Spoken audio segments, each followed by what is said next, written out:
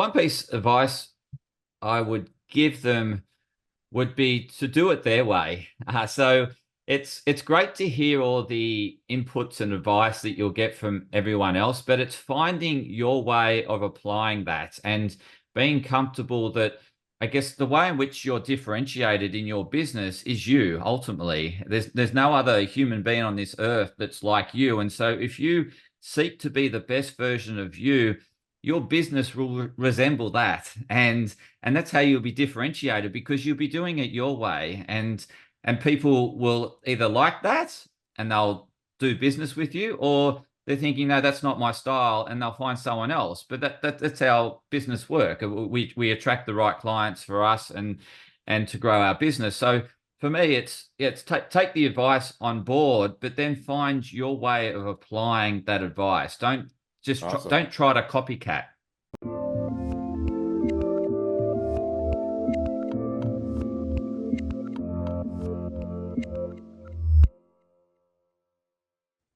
Hey everyone, this is Devin Miller here with another episode of The Inventive Journey. I'm your host, Devin Miller, the serial entrepreneur that's grown several startups into 7 and 8 figure businesses, as well as founder and CEO of Miller IP Law, where we help startups and small businesses with their patents and trademarks. You ever need help with yours? Just go to strategymeeting.com, grab some time with us to chat, and we're always here to help. Now, today we've got another great guest on the podcast, Anthony Hartcher. And Anthony started his journey in high school loving sports, but parents didn't necessarily love the pursuit of sports, and he didn't love the pursuit of studies, and so ended up going off and doing drugs and to deal with life for a period of time, but did then also go to college. And then went to work in the corporate world, but didn't love the corporate world and had more of an entrepreneurial spirit. Went back to school and pursued a couple other degrees, and then wanted to help people with mental health and wellness. So kept studying even after getting the additional degrees before starting the current business, where he helps clients get off drugs that they are addicted to in order to pursue a life that's more important to them. So with that much as a introduction, welcome on the podcast, Anthony. Hey, thank you so much. And very honored to be on this podcast with you, Devin. So thank you for inviting me on. Absolutely. Well, excited to have you on, and looking forward to a great discussion. So with that, I kind of give a quick overview to a much longer journey. So let's rewind and unpack that a bit, and tell us a little bit about how your journey got started in high school, like in sports. Yeah, just always had a love for sports activities, being outside, outdoors, playing, and just really enjoyed the competitive aspect of sports. It really helped me to pursue something at that particular age that was really meaningful, and that was where I was growing and developing. Obviously, in the academia space, I wasn't thriving. I had periods of thriving, and then I had periods of sort of disconnection. And as people are aware, very much we connect with the teacher. If the teacher's someone we connect with, then we generally like the subject matter a bit better. And sometimes the subject matter is just not suited to us, but we need to follow the curriculum. So sports had a much better appeal to me at that point in time. And I really just loved the competitive aspects and wanted to pursue a career in sports. Was probably my desire at that time. However, my parents really wanted me to get good education and get a good job and earn a good living. And I can see it from their perspective, definitely. But as a kid, you sort of only see it from your eyes, and it's really just now looking back, I can see it from both sides and see how it really, uh, I guess, drove my path towards, well, doing academia. But then eventually I was studying academia in a space I loved, and then it became no longer a chore or no longer a have to or should or must. It was, I just love the study and I can't get enough. And that's where I am today. I love the field I'm in. I can't study it enough. And I'm thriving in this space. And it's very much a academia space, but applying my intellectual, I guess, intellectual knowledge in a practical sense to help others. Hmm. So now just to unpack that a bit more. So you mentioned that you kind of struggle back and forth, or you had some good periods of time and some or difficult times. So you did go off to college. You got or did you initial or the first round of college? Did you graduate, get the degree, or kind of walk us through, unwind and unpack that a bit more? Yeah, absolutely. So I went to college. I actually couldn't get into the course I wanted to get into, couldn't get into the university I wanted to get into. And so the first year was a challenge for me to get in the course and the uni I wanted to get into. So the first year I buckled down and really worked hard. I got into the university and the course I wanted to study. That was, yeah, I guess directed by my parents, chemical engineering. And then once I got in, I then lost my focus and I failed a couple of subjects, and that put me back a year. So I had another setback. But then I buckled down again and worked hard and ended up with honors in chemical engineering. So it was a seesaw roller coaster. But when I reflect back on all periods of my life, I've had this seesaw experience, and that's life. I no longer see it as that we have a one-sided world, that it's all up. There's periods of down, there's periods of up, and that's the course of life. So I guess I've grown to accept what life throws at us, and there's challenging periods, and then there's periods where you're thriving, and then the periods where you're struggling. But the struggling periods, you learn something from, you grow, and then you go to the next level of thriving. So it's been that sort of journey for me in terms of my career, and still is today. Oh, makes sense now. So, again, maybe just to fill it or filter things in again just a bit. So you got the initial degree, came out of college, and then you went into the corporate world. And how long did you to work in the corporate world for? I did a good 15 years. So, and again, I had periods where I was really focused and applying myself and doing great work and achieving great things and getting my bonuses and helping my clients, customers thrive. And then I had periods where I lost interest. And so that was very much a 15-year journey of ups and downs through the corporate world.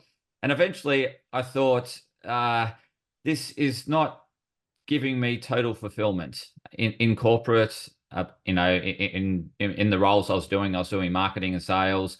Although I had periods where I really loved doing the marketing and sales, but it wasn't. I still felt there was something missing, and for me, it was that connection with health. And so that's when I decided, well, I'm sort of that approaching midlife, or if you call 40s midlife. Then I thought I better give it a go now, because I don't want to get to the end of life and then have those regrets. So I did. I left corporate. Well, first of all, I started studying, and then eventually I left corporate when they closed the office, and hence I was sort of again encouraged to pursue this career, because there was always, like, when you're changing any sort of change, you feel there's a level of uncertainty, and that level of uncertainty was challenging. I was thinking, well, I've got a cushy job here earning really good money, and I'm going to throw that away and start all over again. And so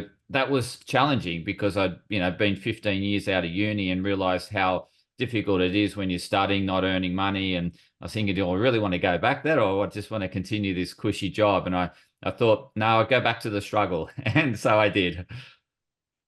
So you were in there for the 15 years, and then you decided, kind of got the entrepreneurial bug, or had that spirit kind of reinvigorated.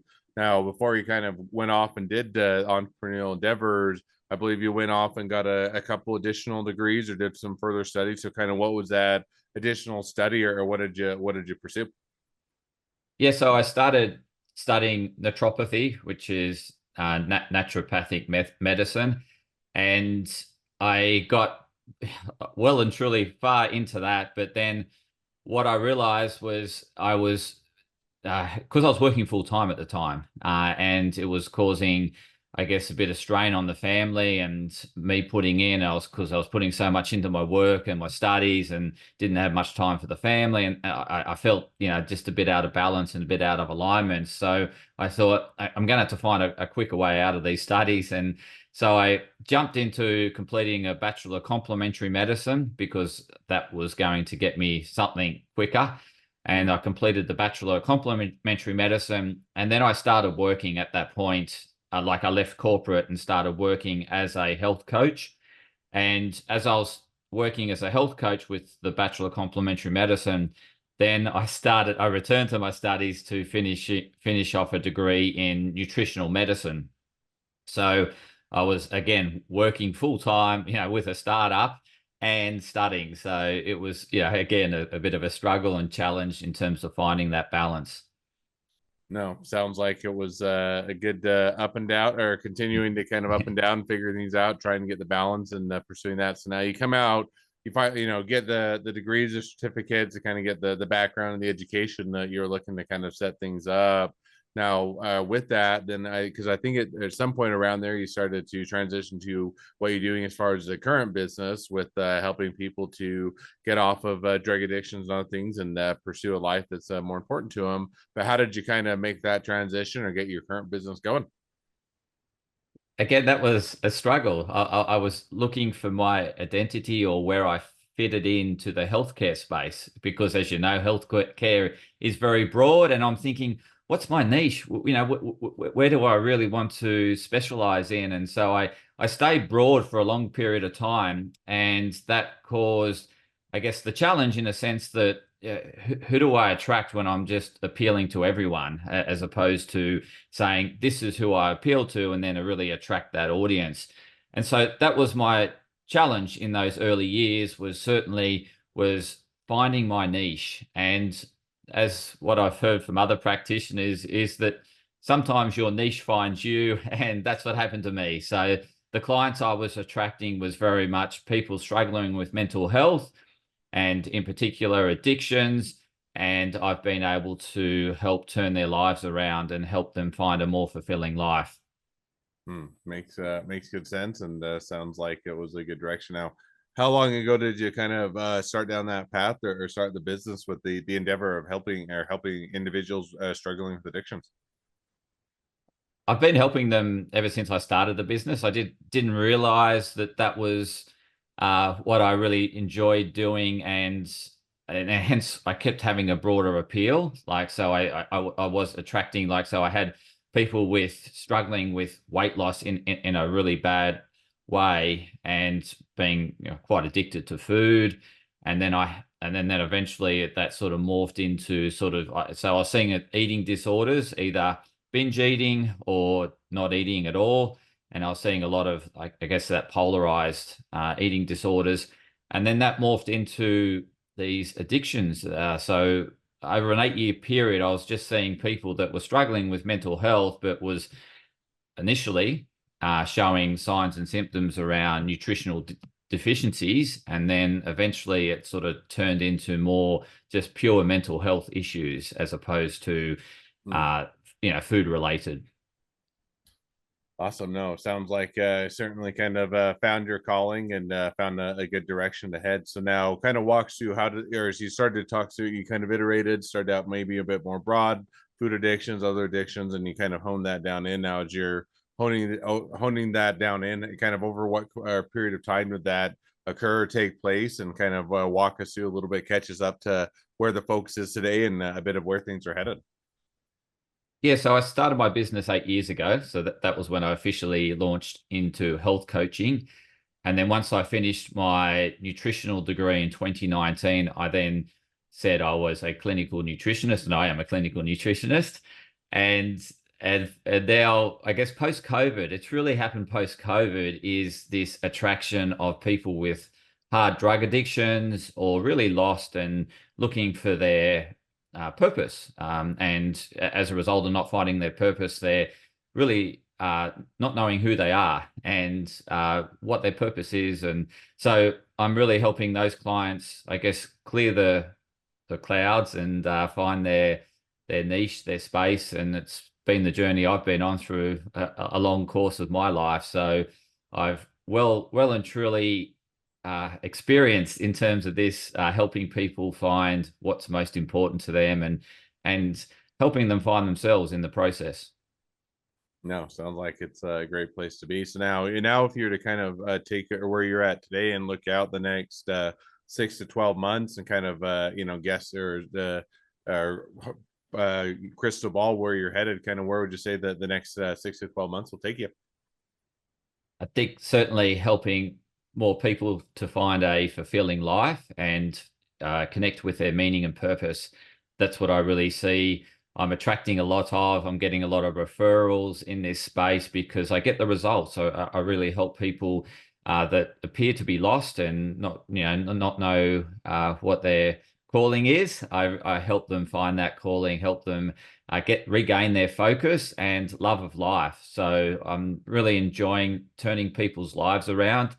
And I've reflected back, and this is what my calling has always been to serve in this space. Because when I was 18, I went to a funeral of a mate who took his life that I appeared that had everything together. Like so, on the surface, in terms of from my lens, he was a great footy player, achieving great sporting success at 18 years old, something I looked up to. And he was pursuing a career in the Navy, but after several setbacks in trying to get into the Navy, he took his own life. And I just couldn't quite fathom how you could do that, given that he had so much life ahead of him and, appeared to have everything together. And so I've been on this mission to really help others in terms of not, a bit lost and a bit unclear. And rather than to take their lives, they can turn it around and thrive. So I've managed to achieve that with several clients, and it's just wonderful to see that turnaround. That these people have been on the brink of they've attempted suicide, and I've managed to turn their lives around. And they tell me that they've never been happier in their entire life than at this point in time. So that's really fulfilling for me to hear, given that I had that experience when I was 18 and lost my mate. Hmm. Well, sounds like definitely a lot of life experience that have kind of sculpted to bring to where you're at today, as well as where you're headed. So definitely sounds like a great journey of learning and figuring out what you want to do. And so, well, now as we've kind of reached the present day of the journey, always a great time to transition to the two questions I like to ask at the end of each episode. So we're going to jump to those now. So the first question I'd like to ask is, along your journey, what was the worst business decision you ever made? What'd you learn from it? I've been thinking about this for a long period of time, or since we had our free chat, Devon, and I was thinking my worst business decisions. Well, there's been many, but I see the blessing in all those decisions I've made. So, like I started out in a partnership, and the partnership didn't. I think it only lasted 6 months or something, and then I had to unravel all of the the things of when you go into a business partnership. So I've experienced that and the breakdown of a business partnership, and during that partnership made decisions or joint decisions that were very costly, and that cost certainly hit the bottom line, and still I guess recovering a bit from those earlier decisions. But there's been learnings out of all those experiences. And I think reflecting back in terms of the biggest one was, and again, I don't know, I wouldn't change this for where I am today, is, finding that niche that I mentioned earlier. But I'm thinking, well, because I wasn't niching, I was learning so much about holistic health and well-being. And when I assist my clients in terms of turning around their life, I'm assisting them holistically.